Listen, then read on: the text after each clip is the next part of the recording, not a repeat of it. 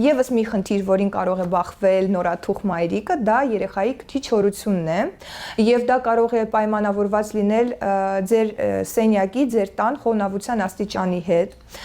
Պետք է հիշել, որ սենյակի խոնավությունը, որտեղ բնակվում է երեխան, պետք է անպայման լինի 40-ից 60%, եթե շատ չոր է օդը եւ փոշին է շատ այդ տարածքում, հնարավոր է երեխայի մոտ խցանում առաջանա քթիքի, իսկ երեխաները այդ շրջանում հիմնականում քթիկով են շնչում, եւ եթե խցանում լինի, երեխան նորմալ չի կարող կուրծք ուտել, հետեւաբար ավելի անհանգիստ է լինում, լացկան է լինում եւ դա վնասում է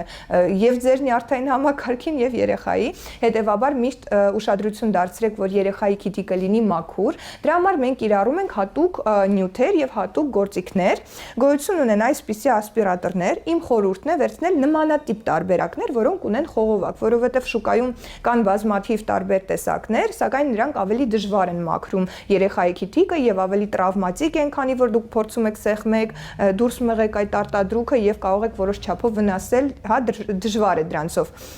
օգտվելը, սակայն այս տեսակի տարբերակներ խողովակով կան, մեկ հատվածը դուք մտցնում եք երեխայի քթիկի մեջ, մյուս հատվածով բերանով դուք ետ եք մղում արտադրուկը, իհարկե դա չի ոչ մի կերպ առնչվում ձեր բերանի հետ, որովհետեւ հատուկ այստեղ կան փականներ եւ հատուկ ֆիլտրներ, որոնք չեն թողնում այդ արտադրուկը ավելի վերևի հատված բարձրանա։